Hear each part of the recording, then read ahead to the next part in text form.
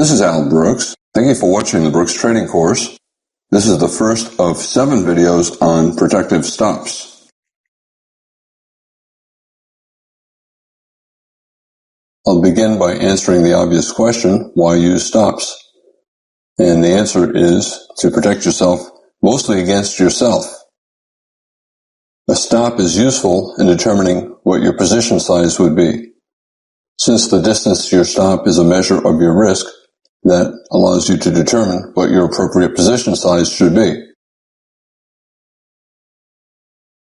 Experienced traders always have protective stops in the market, not just in their heads.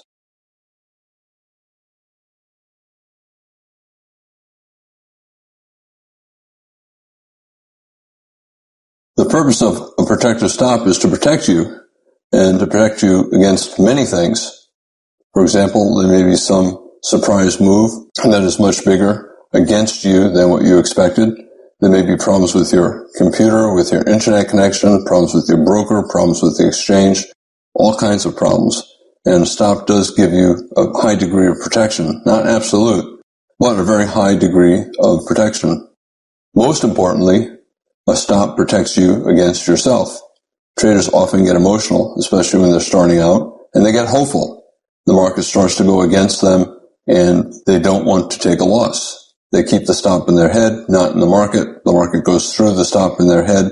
They create a new fictitious stop, and the losses just keep growing as the trader never exits the losing trade. A stop means that you have to stop what you're doing. It's absolute. You get out and take the loss if it's a loss, but you get out. Don't question whether you should get out, whether you should move your stop. You put your stop where you put it because it made sense at the time you put the trade on. And if the market's going against you and you're now questioning whether your stop is in the correct place, you're probably getting emotional. And that's the very thing the stop is designed to prevent. It's designed to prevent you from allowing emotions to influence your decisions. So let your stop be hit if it's going to be hit, and don't move it. Simply get out and wait for the next signal, knowing that losing is part of trading, and the protective stop keeps you from losing too much.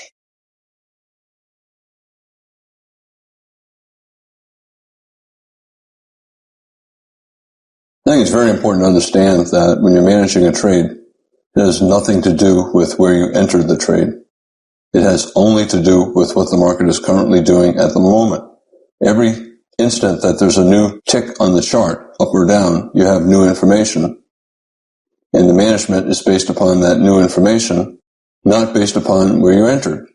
It doesn't matter if you buy here or buy here, the stop is still there. For example, you could buy any one of these bull flags. Anytime you enter the market, there are usually several reasonable choices for stops. For example, if you buy here or here, you could put a stop here, arguing that you have a high 2, high 1, high 2. You do not want it to fall below the bottom of the high 2 bull flag.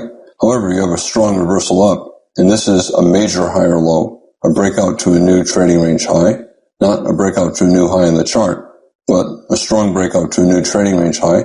This is also an appropriate stop. If you buy here or here, this is a good place for a stop. This is also a good place for a stop.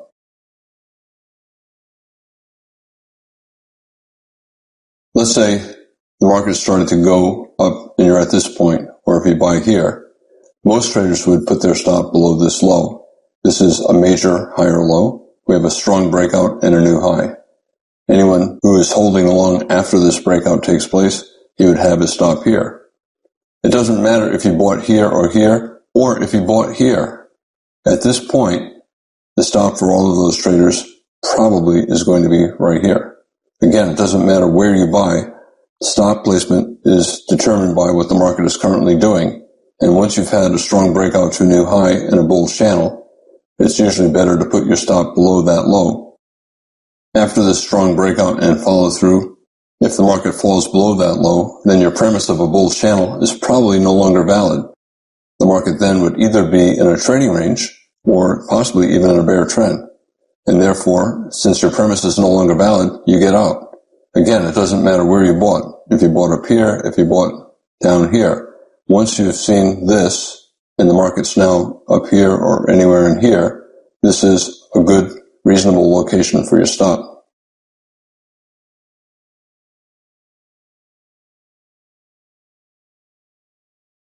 We have a higher low major trend reversal, bear trend, bull breakout, higher low. You can also call it a head and shoulders bottom. We have a breakout, 50% pullback, a strong breakout, 2 legs down, 1, 2, second entry buy. You can call it a wedge, 3 pushes down, high 1, high 2, high 3. In any case, you have a very good looking buy signal bar and a higher low around a 50% pullback of this leg up. It's a reasonable buy. A lot of traders only think of stops as either being very wide or very tight. Some traders use other terms as well.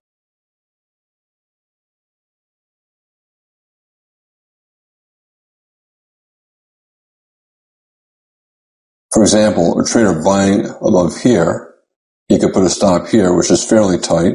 I would call that a price action stop. You're placing the stop based upon the current price action. You have a wedge bull flag, a high 2 at the second entry buy, a very strong bull signal bar. That's a reasonable place to put your stop based upon the current price action. So is this. This is a major higher low, a break to a new high above this high, and a strong rally.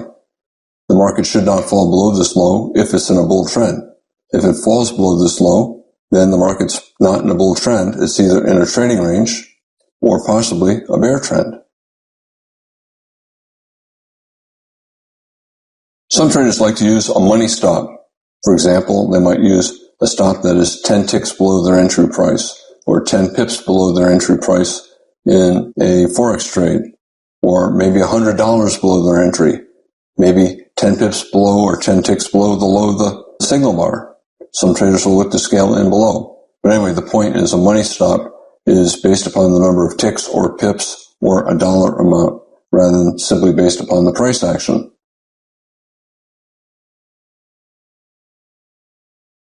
Other traders just use very wide stops, and sometimes they'll be based upon the price action. For example, they might put a stop below the entire bull trend all the way down here, or they may use a stop that's several $100s below their entry price, or 30, 40, or 50 ticks, 30, 40, 50 pips below their entry price. And that is an example of a wide stop, which could be a money stop or a price action stop. You could put a stop based upon a measured move. We have a strong breakout. It should lead to a measured move up or down.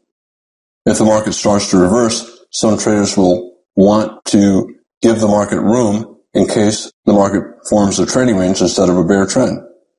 A logical location for the stop would be just at or below a measured move down, usually just below a measured move down.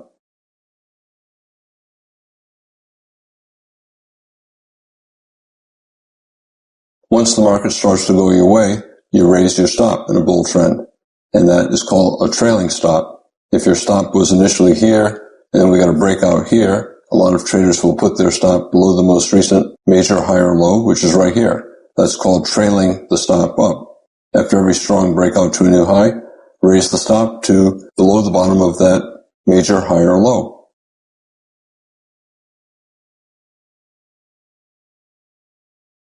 Lots of decent stop entry buys in a bull trend.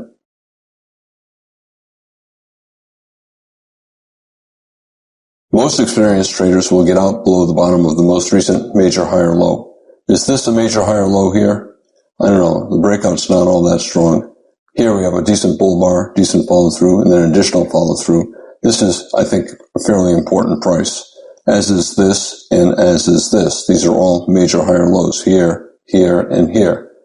Most bulls, no matter where they bought, if they were still long up here and we had this surprise bar, they would have a stop below this bar and they would get out right here.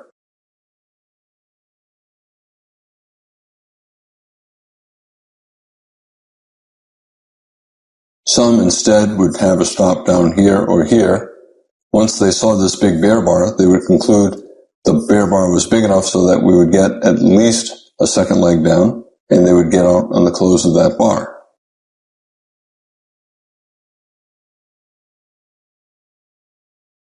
We have a spike and a pullback and then a channel.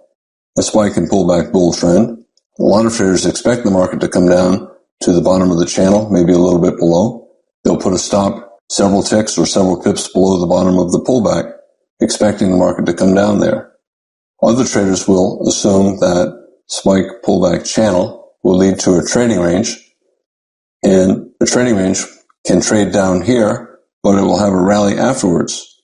They'll instead use a wider stop below the bottom of the bull trend instead of just below the bottom of the channel, thinking that the market might fall below this low, but as long as it stays above this low, it probably will enter a trading range, and therefore they could exit higher.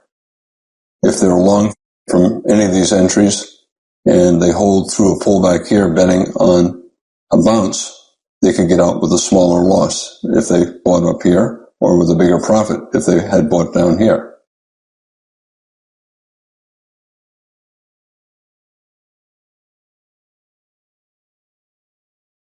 Everyone is naturally very hopeful, very understanding, and very forgiving, and they assume that the market will behave consistent with those feelings. But that's not the way markets work.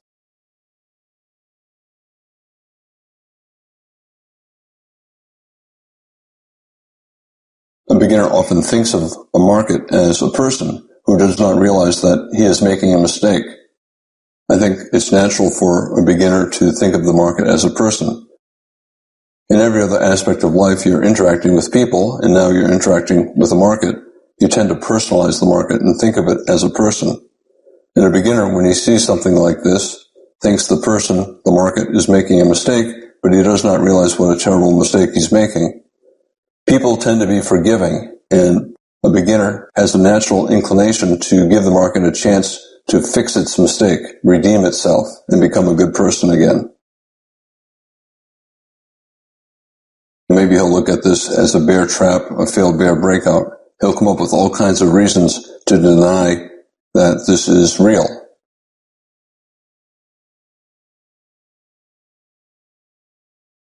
It's still above the bottom of the channel. It's still above the bottom of the bull trend. Maybe a beginner who is not using a stop will give the market more time. And maybe the market will see it's making a mistake and it'll go back up. Now we have a second bar, and it has a bear body. That is follow through, and it increases the chances that this is real and that the market's going to go lower. Let's take a look at a beginner who bought right here, and now the market's down here with a big bear breakout, well below his entry price, and we have a follow-through bar as well, another bear body.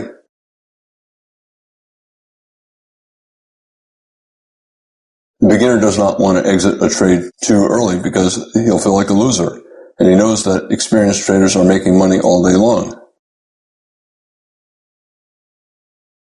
The beginner starts thinking about the personality traits of good traders, discipline, they're positive, they don't worry about losses.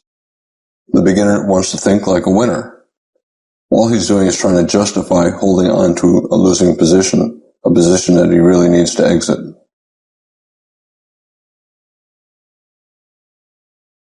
He doesn't want to look at this as a reversal with follow-through, and he doesn't want to believe that the market now favors the bears. The probability favors the bears. He just simply denies what's in front of him. We have a spike pullback channel. We have a huge bear breakout and a follow-through bar. The odds are we're always in short, which means the probability is we're either going to go sideways or down. And the first rally, traders will sell it and will go down. So he bought here. He sees the bear breakout and the follow-through bar well below his entry price. He's still hoping that there's a chance that this will be a higher low and lead to trend resumption up. Even though if he was objective looking at this, he'd say, no, we're going down, or at least we're going sideways.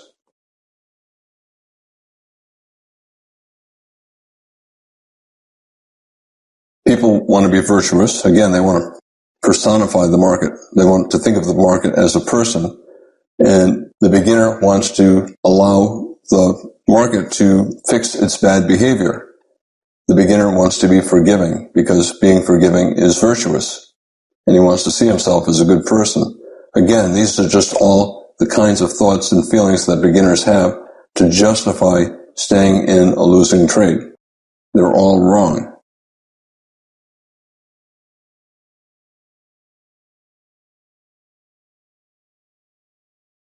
In any given instant, there's always a reason to be long and there's always a reason to be short.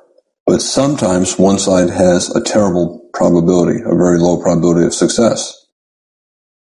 The beginner who bought up here and now is sitting with a loss, he wants to pretend that he's being objective and that he's analyzing this just the way any professional trader would look at it. He comes up with all kinds of plausible reasons to justify his staying long.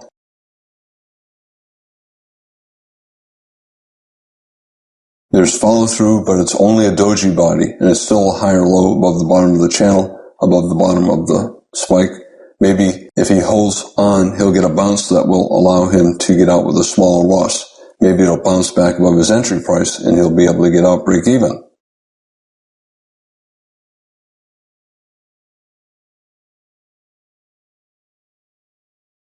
The beginner is going to come up with every possible thing that he can conceive of to avoid thinking about the real reason why he's holding long when the market's clearly bearish. Why do you think the beginner is holding long? He bought here and now the market has done this. Why is he holding long? There's one reason. He's afraid to take a loss because if he takes a loss, he sees himself as a loser. And if he takes enough losses, his account will slowly disappear. He's afraid of the death of his dream of becoming a successful professional trader. That is the fundamental issue. And he's coming up with all kinds of reasons to avoid that thought, but that is his thought. He's afraid of death, the death of his dream. He's got to get over it. When you trade, you're going to lose. You're going to lose some of the time, and as you get better, you lose less often, and your losses become smaller. But even experienced traders are going to lose some of the time. And you can't dwell on the losses. You have to make the correct management decisions, and you have to rely on your stop.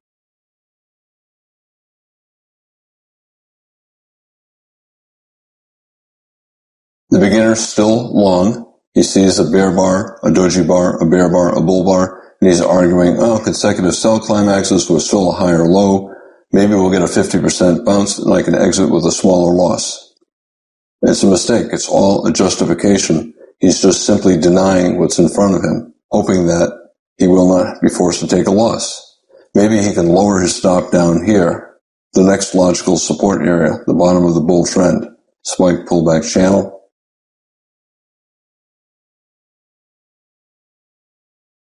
He's thinking calmly that, okay, I want to stay objective. I want to think about this the way the pros would think about it.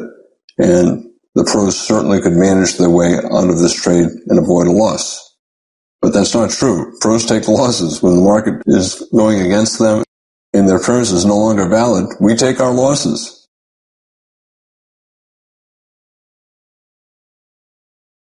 The pros know when they're wrong, and they just get out with a loss when they're wrong, and they don't worry about it. They just accept that nothing is 100% probable. Even the best things are only 60% probable. That means you're going to be wrong 40% of the time. That's part of the business. When you're wrong, you exit.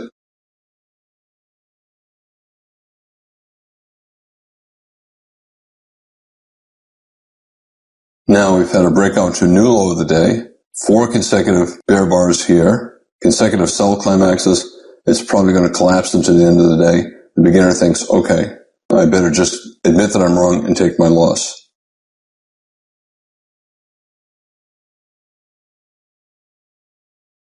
He thinks he traded just like a pro. He gave the market room.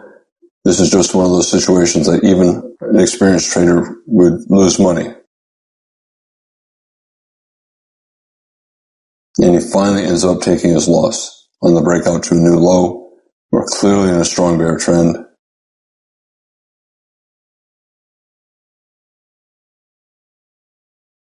On the other hand, when I look at this, I'm thinking, big bear bar, probably at least a small second leg down. Another big bear bar, looks like probably a little bit lower, but now we have consecutive sell climaxes here, here, a 2-bar sell climax here, another sell climax here, and look at the follow through, a doji, a bull bar, a bull bar. This looks like a bear leg in what will become a trading range. So we'll probably bounce soon. Also, it's an expanding triangle. Low, low, lower. Not a good shape, but still an expanding triangle. And it's also possibly a breakout below a developing trading range. Beginners looking at this as the end of the world, and you cannot just stay long anymore. You bought high, and the market's now very low. You just lost way too much money. But that's not what an objective, experienced trader is going to see. He's going to see a series of consecutive sell climaxes and a new low. This is probably a bear leg in what's going to become a trading range. And therefore, traders are expecting 10 bars, 2 legs up pretty soon, and they're starting to look to buy. And this is what we got. The beginner exited his long down here and the break to a new low, and the experienced traders looking at trading range price action, spike pullback channel, and probably a conversion into a trading range. And therefore, once the channel is going on and has had several legs down, it probably is going to go up. The opposite of this, spike pullback channel, after several pushes up, it's probably going to go down.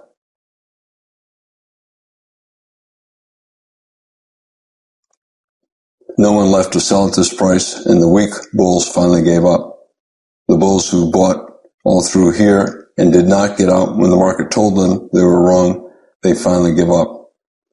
The strong bulls are never going to give up. They're going to hold and buy more as the market goes down. The bears, who did sell up here or through here, are expecting the market to bounce soon as well, and they're taking profits. So the strong bears are taking profits. They want to sell higher. No one left to sell at this price, and the result is a rally.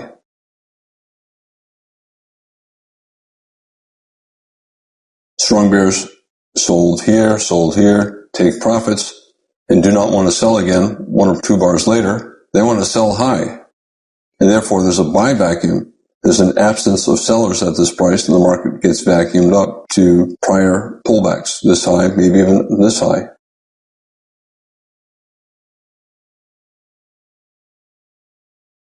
Spike channel down, consecutive sell climaxes.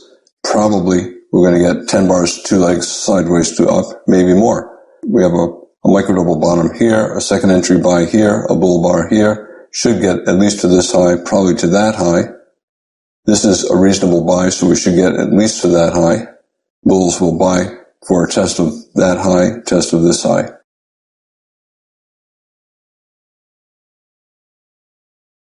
Where you put your stop determines how much money you're going to risk. The amount of money that you're willing to risk always determines how big a position you should take. You never want to risk more on any trade than you would on any other trade.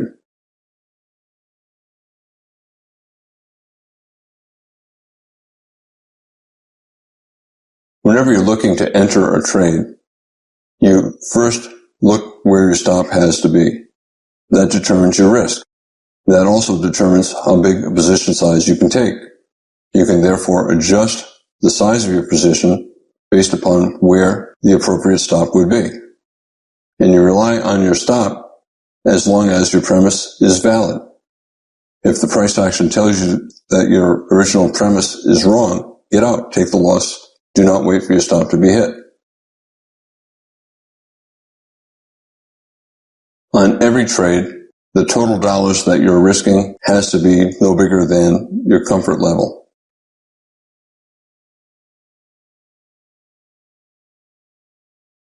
If you're thinking too much about the size of how much you can lose on a trade, you're not going to trade properly, you're not going to manage the trade properly, and you're going to lose money. You cannot be thinking about money, and therefore you have to trade small. You should always trade the I don't care size. Trade small enough so you really don't care very much if you lose. That way there, you can manage the trade properly and make objective decisions and do what those decisions tell you to do. For example, if you buy here a bull flag, bull breakout, a wedge bull flag, high 1, high 2, high 3, a good place for a stop is either right below the bottom of the wedge or below the bottom of the most recent bull breakout, a major high or low. The risk is from your entry price to the stop. That's your initial risk at least. And let's assume this is your average risk. Let's say this is as much as you're willing to risk on any trade. If this is your average position size and this is your average risk, you're buying in a strong bull trend.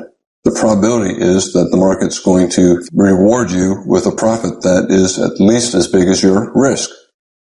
If you're buying here and this is a logical stop, 60% chance the market's going to go up that same distance before it gets to your stop.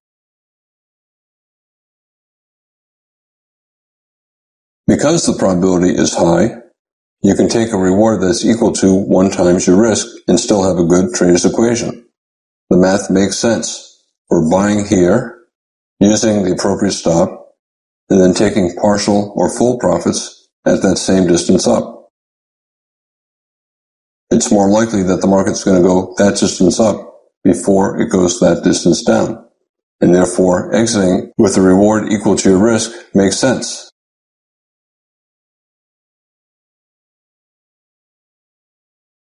Let's say you're still long at this point. What do you see? You see a spike pullback channel. It's a nested wedge. Spike pullback channel, spike pullback channel.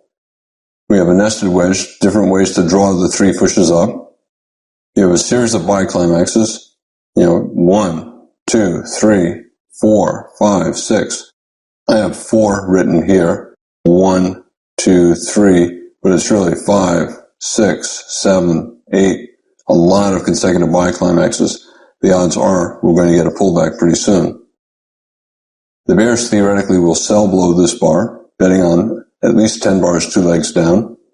A lot of traders will not take the first sell.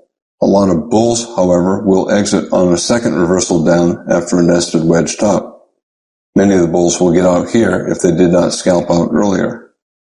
Aggressive bears would sell either here or here. Other bears would wait until they see the big bear breakout or follow through and then sell, expecting at least a measured move down.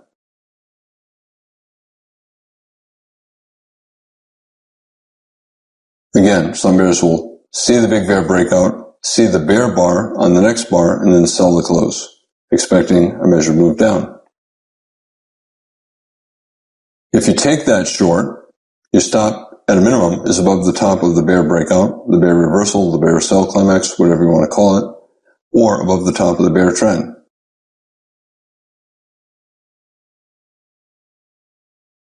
However, look at the size of the risk. I said if this is your average risk for your average position size, now if you take this sell, the risk is twice your average. And that means if you take this sell, you have to reduce your position size because you want the total dollars at risk to be the same. If your stop is twice as far away, you have to trade a half of your normal position size, maybe even less. This stop location determines the size of the position of your short.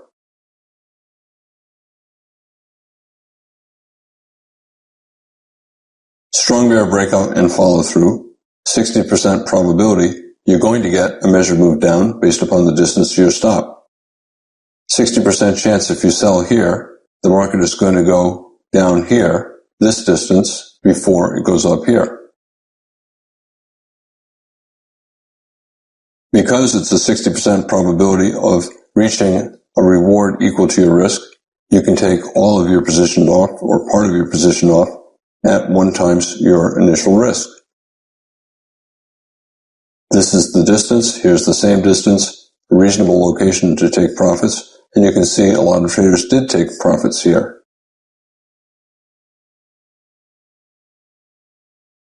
Again, if you sold here and used the correct stop, your risk is twice normal.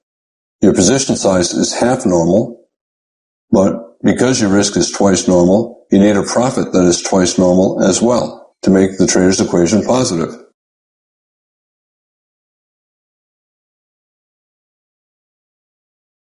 I talked about the reason why traders use stops.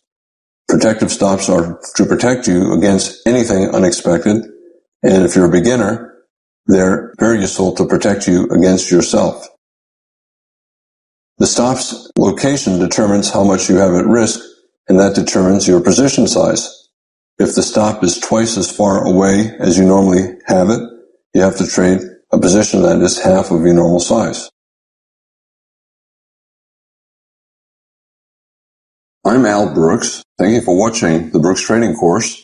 This was the first of 7 videos on protective stops.